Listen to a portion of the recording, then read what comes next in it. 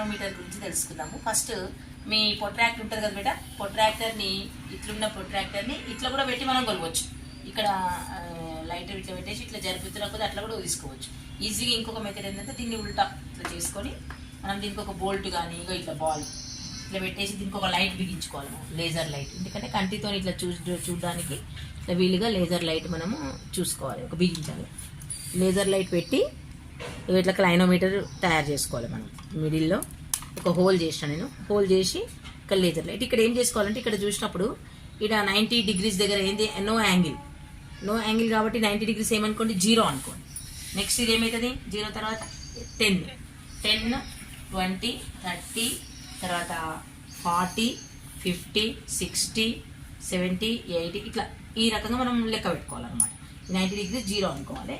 ఈ రకంగా ఇట్లా లెక్క పెట్టి మెజర్ చేయడానికి ఈ క్లైనోమీటర్ని ఉపయోగిస్తాం. ఎట్లా కొలుద్దామో చూద్దాము. ఫస్ట్ ఇక్కడ ఇది కూడా ఇక పిల్లలు తయారు చేస్తే 19 0 అనుకోండి. ఇక్కడ ఇదేమవుతుంది 10, నెక్స్ట్ వచ్చే 20, 30, 40, 50, 60, 70, 80, 90 ఇట్లా మెజరింగ్. ఇది మీరు యాంగిల్ చూస్తున్న కొద్దీ బోల్ట్ ఇట్లా వెనక జరుగుతుంది అనమాట, ఇట్లా జరుగుతుంది. దీనివల్ల ఇది చూద్దాం.